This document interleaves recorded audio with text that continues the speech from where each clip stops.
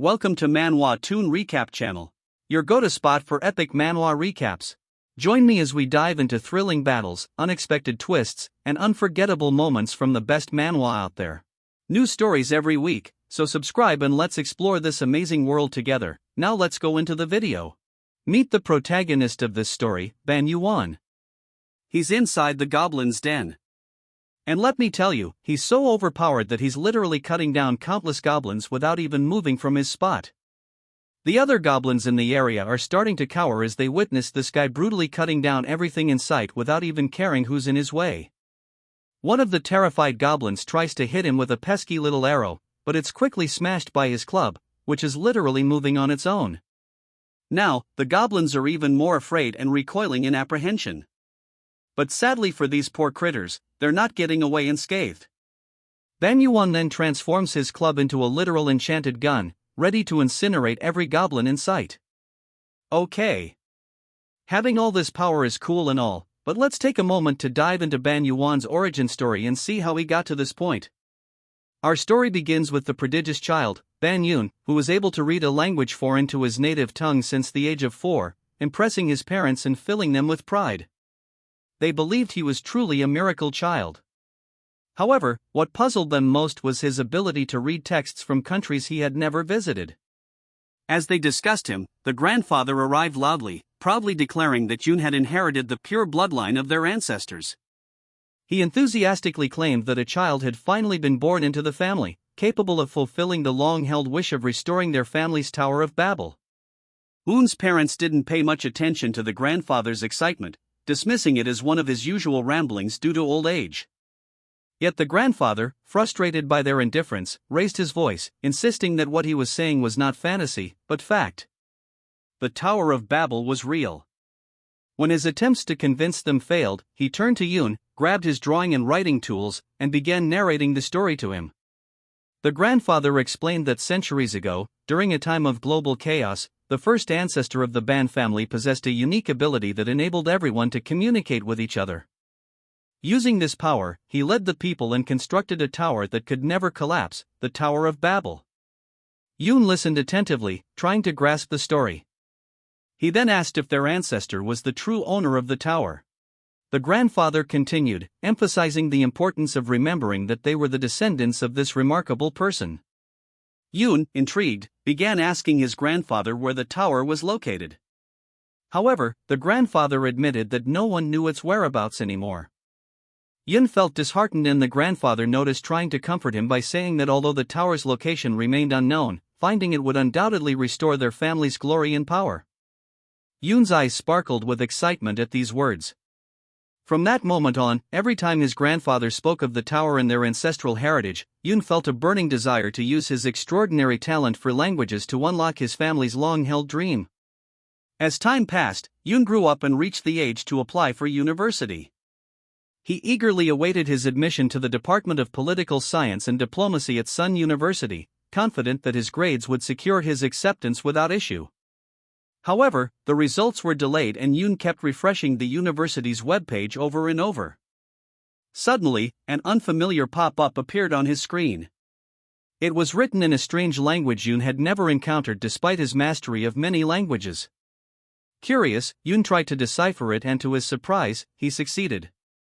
The message congratulated him on passing the document review for admission to the top university in an alternate dimension. Yun grew even more bewildered, unable to comprehend how he managed to read the message. Notifications began to pop up, instructing him to attend a practical evaluation with a warning that if he succeeded, he would officially be recognized as a student at the university. A countdown timer appeared on the screen and Yun felt certain that this was some sort of prank or illusion as the entire situation seemed impossible. Suddenly, the computer screen returned to normal, displaying a message confirming his admission to Sin University. Relieved, Yun dismissed the strange incident as nothing more than extreme stress. But the countdown did not stop. As soon as it ended, Yun was suddenly transported to a strange place, vanishing completely from his room. When his sister entered to call him, she found the room empty. At that moment, Yun was sent to a dark, cavern-like location where a system voice announced the start of the practical test for candidates from lower dimensions. The system instructed Yoon to kill the blind ghouls and destroy the dungeon's core. Yoon felt immense pain from the violent landing, realizing that this was no mere game or fantasy. He began to grasp that he had truly been summoned to this world. Anger welled up inside him as he struggled to understand the nature of the evaluation he had been thrown into without warning. Lost in thought, he suddenly heard footsteps approaching him. Turning around, he saw a group of blind ghouls tracking his location after picking up on the sound he made. Fear gripped Yoon as he tried to hold his breath to avoid being discovered, only to be stunned by the fact that he could understand their speech despite it being in a language unfamiliar to him. Yoon tried to gather his thoughts, contemplating how to survive this ordeal. He realized that defeating the ghouls was his only way out. Although the situation felt like something from a game or fantasy novel, the pain and realism surrounding him confirmed that this was all very real. He observed the ghouls closely, trying to devise a way to defeat them, but the challenge lay in his complete lack of experience with such creatures. The ghouls soon began to swing their weapons wildly, with one of their attacks narrowly missing Yoon. He dodged just in time, startled by the precision of the strike, almost believing the ghoul had seen him. However, he quickly deduced that the ghouls were attacking randomly. Attempting to calm himself, Yoon accidentally stepped on a small pebble which made a sound. Immediately, one of the ghouls picked up on the noise and charged in his direction, but Yoon managed to evade it once again. The ghouls started to track the source of the sound, determined to locate him accurately. Realizing he was close, Yoon held his breath and lay flat on the ground, remaining as still as possible to avoid making any noise. He understood that although the ghouls were blind, they possessed an exceptional sense of hearing, using it to corner their prey in tight spaces, leaving no room for escape. Yoon concluded that running away wouldn't work. If he didn't come up with a clever solution, he would surely meet his end. Yoon began to think deeply, searching for a weakness to exploit. Suddenly, he noticed a blind spot in the ghouls' movements and decided to take advantage of it. He picked up 2 stones from the ground and threw them far behind the ghouls, hoping to confuse them. His plan worked. The ghouls rushed toward the sound only to find nothing but 2 stones. But by the time they realized the truth, it was too late. Yoon had already attacked one from behind, striking it violently on the head with a rock. The ghoul fell into the trap and in its confusion, attacked its own ally instead of Yoon. Seizing the moment, Yoon mimicked the ghoul's language, deceiving them by saying that the human was still alive. Fooled by Yoon's words, the ghoul struck its ally again, believing it was finishing off Yoon. The result, the ghoul unintentionally killed its comrade. The first ghoul collapses lifelessly onto its companion, pinning it to the ground, rendering it immobile. Yoon steps closer and with a calm tone says, "Sorry, but you were trying to kill me. You should have expected this." He grabs the ghoul's weapon and strikes it on the head without hesitation, reminding himself that he must act decisively if he wants to survive. After killing the second ghoul, Yoon lets out a deep breath, relieved that he has managed to stay alive so far. A faint light begins to glow and system notifications flood in, congratulating Yoon on completing his first task. As a reward, he receives the power of the higher dimension. A system window announces the discovery of the Babylonian cipher, which will present itself as ideograms or symbols familiar to the power's wielder. The system explains that this ability allows Yoon to extract concepts or abilities embedded in the creatures he defeats. The ability activates immediately and strange symbols emerge from the corpses of the slain ghouls. The system informs him that he has successfully extracted concepts such as demon, life, and muscles. Though some concepts are beyond his current level or are presently useless. Yoon is astonished, announces that Yoon has absorbed 0.2 of the demon concept but warns that humans cannot possess this concept. It advises him to either store it within the Babylonian cipher or abandon it. Yoon decides to test his ability with the life concept from which he extracted 0.4. Upon activating it, a notification pops up indicating that his life energy has increased to 10.4. Yoon immediately feels the change. His mood improves and his confidence soars. Encouraged by this success, he absorbs 0.2 of the muscles concept, raising his physical strength to 10.2. The difference is clear. His grip and footing become stronger and he feels an overall enhancement in his body's performance, including tougher skin. Analyzing the situation, Yoon observes that the extracted concepts represent the abilities and physical traits of the ghouls, which vanished completely after absorption, leaving only their weapons behind. Yoon wonders if he can apply these concepts to things other than himself. If successful, this idea might be the key to escaping the dungeon. With his newfound strength, Yoon easily overcomes the dungeon's monsters and reaches its core. He destroys the core, hoping it will send him back home. Instead, a system message congratulates him for passing the practical exam for lower dimension candidates and informs him that he will now be transported to his designated accommodation. Yoon is shocked to find that the place he's transported to is not his home, but a strange unfamiliar location in an entirely different world. His new lodging is called the Union Academy. Yoon descends into his dorm room, still confused as to why he wasn't sent back home. A system window appears, welcoming him as a new student and instructing him to wear the academy uniform and prepare for his orientation interview. Yoon's anger flared up again as he thought that passing the entrance exam should have been the end of it. Now, he was being asked to wear a uniform and attend an interview. Begrudgingly, he prepared himself, grumbling at the absurdity of the situation. How could he have faced death in a prior test and now be expected to act as if nothing had happened? Fueled by rage, Yoon vowed that if he met whoever was responsible for all this, they would regret it. Determined not to back down, Yoon made his way to the hall, deciding that at the very least, he would demand compensation for everything he had been through in the past few hours. As the hall doors opened, he was surprised to find a beautiful girl seated behind the main desk, except she wasn't human. Her skin was green and her ears were large, leading Yoon to guess that she might be an alien. The girl greeted him and introduced herself as Professor Yamina, a professor of magical combat at Union Academy. She congratulated him on passing the practical exam and revealed that his performance had caught the attention of everyone at the academy. To Yoon's surprise, she explained that he was the first student in over 500 years to create an artifact during the evaluation. Though slightly embarrassed, Yoon didn't pay much attention to her words. What concerned him the most was that he had been forced into this place without his consent and had nearly lost his life. But as he sat there, something unusual outside the window caught his attention, a strange pillar. Curious, he asked the professor about it. Yumina explained that newcomers from lower dimensions typically knew nothing about Union Academy or the pillar, confirming that the rumors about it were true. She then elaborated that the pillar was the reason the academy was established, serving as a training ground for students from different dimensions to prepare them for reaching the top of the tower. She revealed that the tower was the largest dungeon among all dungeons. The origin of every mystery and danger in the world known as the Tower of Babel. Yoon was stunned by what he heard. The information matched the stories his grandfather had told him as a child. He recalled his grandfather's tales about the Tower of Babel and the ancestor who had led their family. Realizing that those stories were not mere fantasies but truths. Thanks to the special treatment granted by Professor Yamina, Yoon was temporarily sent back home. There, he gathered his family and recounted everything that had happened to him. His grandfather, overwhelmed with excitement and pride, saw this as a sign that someone from the family had finally discovered the Tower of Babel. Yoon's father tried to calm his grandfather's excitement as Yoon continued, informing them that he had officially enrolled at Union Academy. As days passed, Yoon found himself deep within the lower dungeon of Union Academy inside the Ghoul's Cave preparing to complete the required training stages.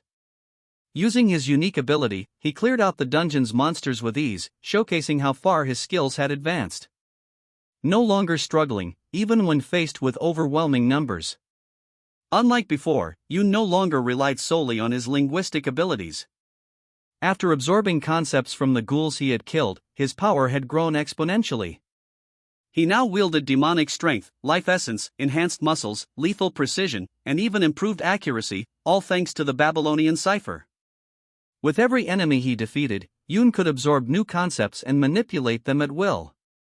The more concepts Yoon acquired, the stronger he became. One of the most remarkable concepts he had extracted from the blind ghouls was connected to their weapon, which Yoon refined into a deadly tool. It now had the ability to shatter anything it touched, including the tough bodies of the ghouls.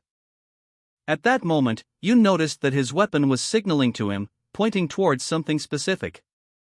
Realizing that the weapon desired a piece of the spirit concept, Yoon followed his usual practice, offering it a share of every concept he possessed.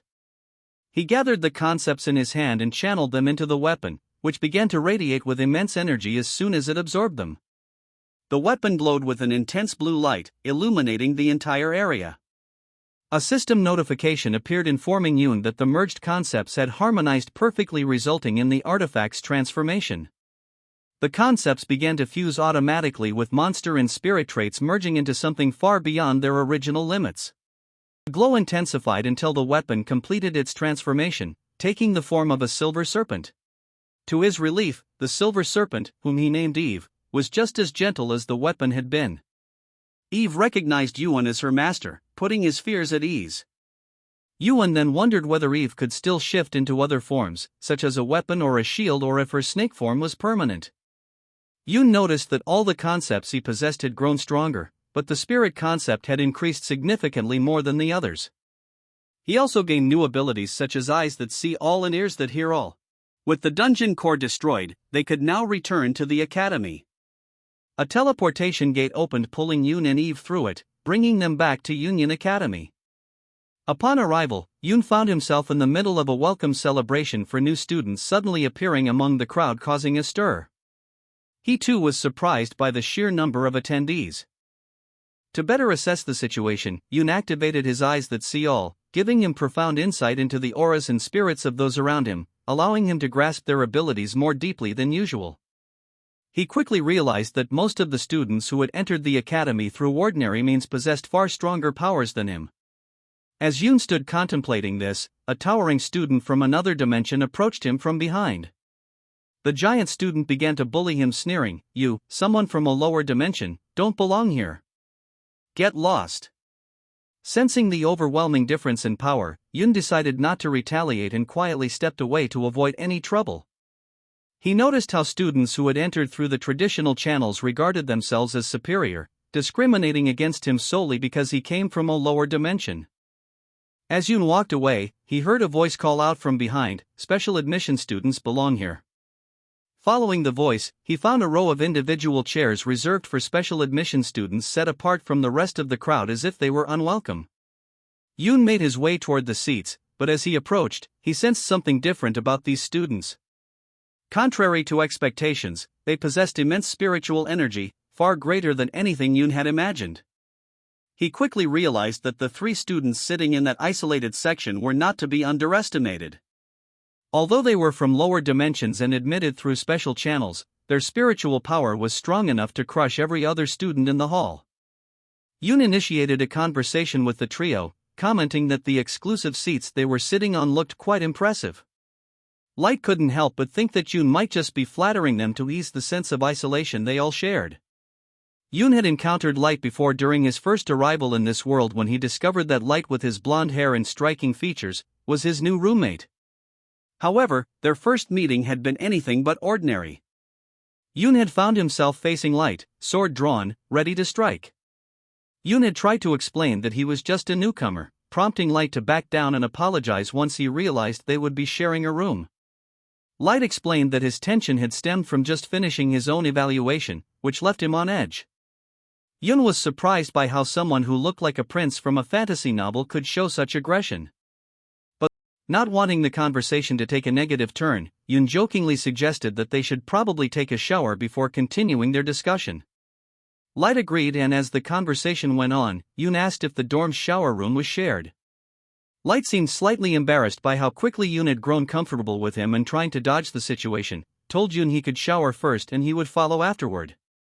Yoon found his roommate's odd behavior intriguing, fueling his curiosity about the rest of the group.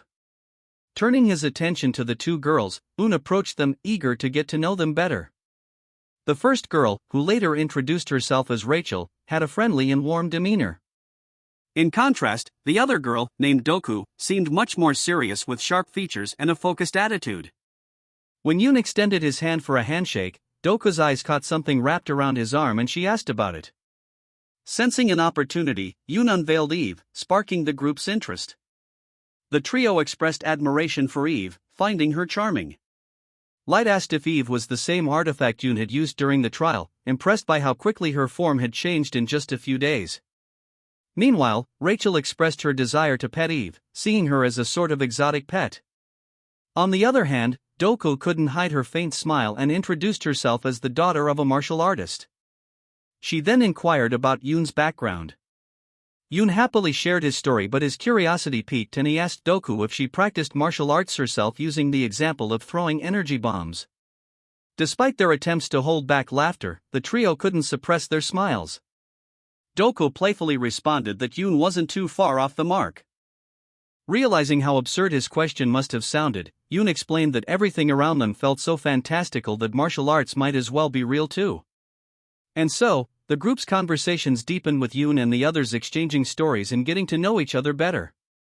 As the celebration commenced, the professors entered the hall with Professor Yamina among them. Light asked Yoon if he had met Professor Yamina before, and Yoon confirmed, returning the question to Light.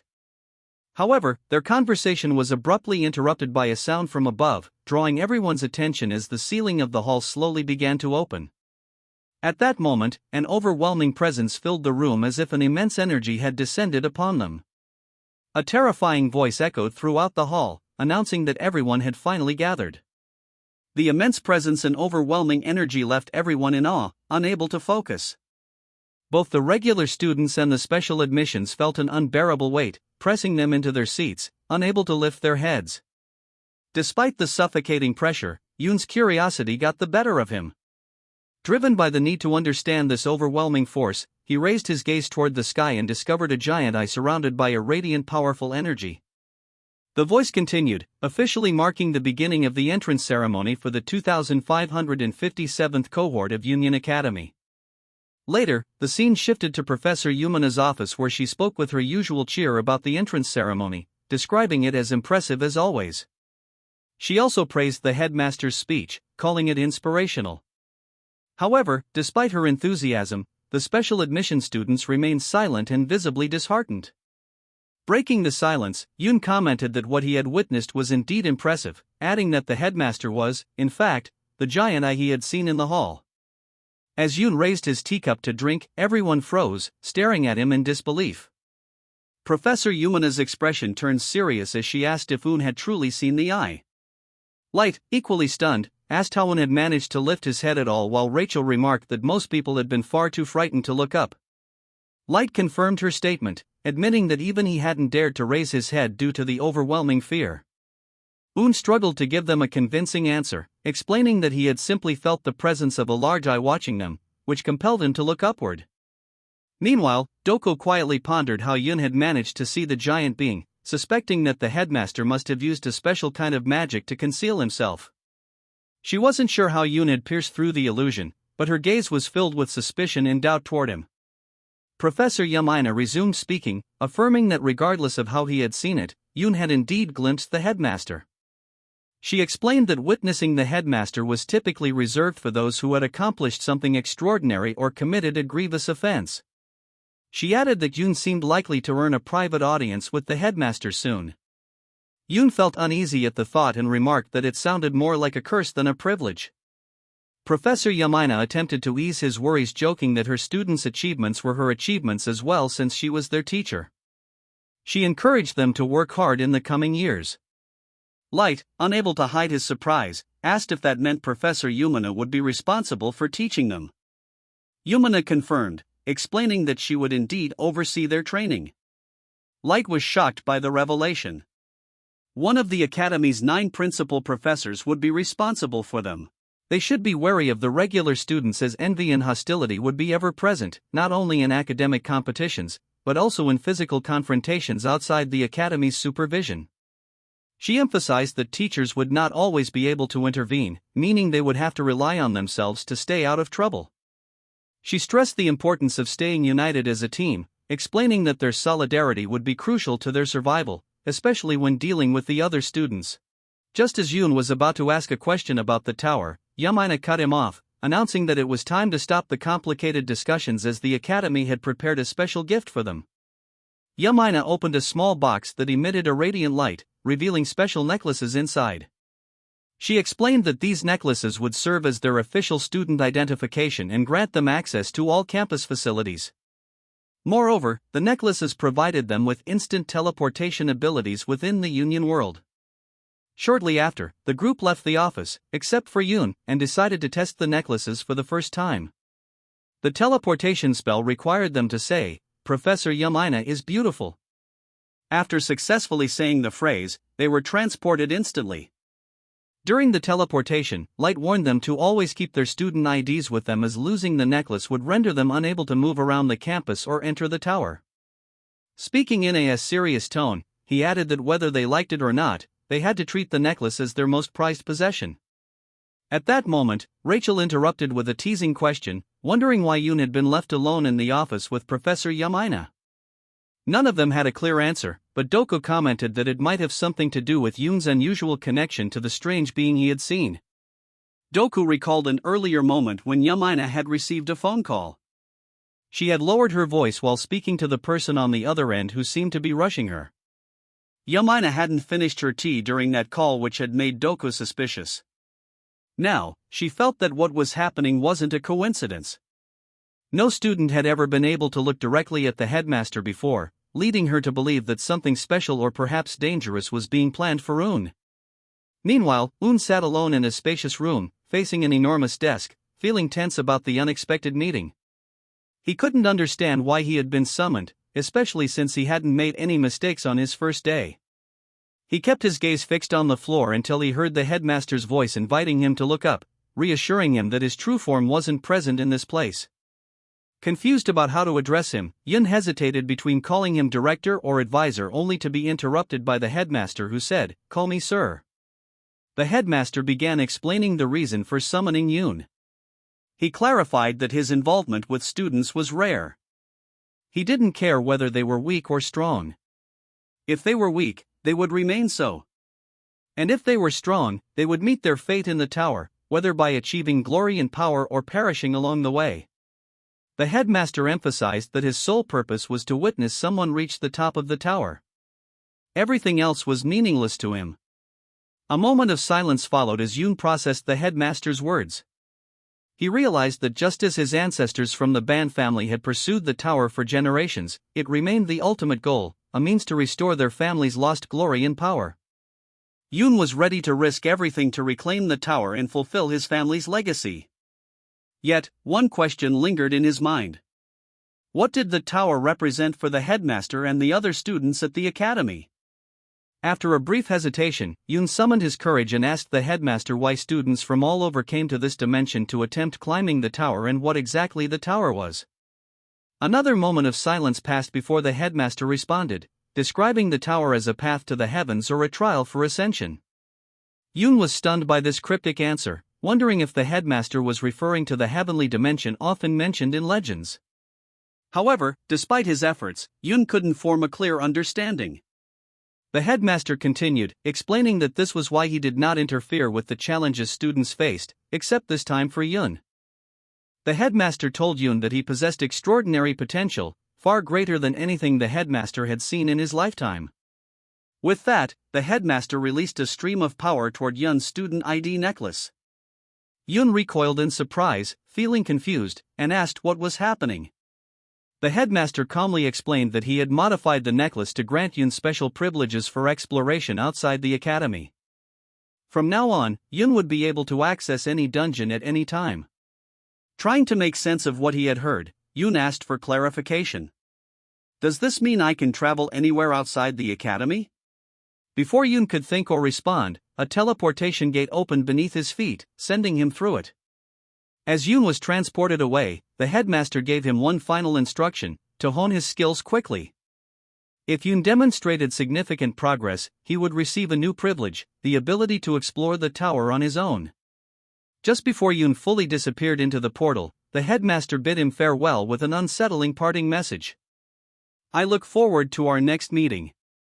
Yoon returned to Professor Yumina's office, where she immediately asked about his meeting with the headmaster. Startled by her sudden appearance, Yoon hesitated, but Yamina smiled knowingly, remarking that the headmaster had unconventional ways of ending his meetings.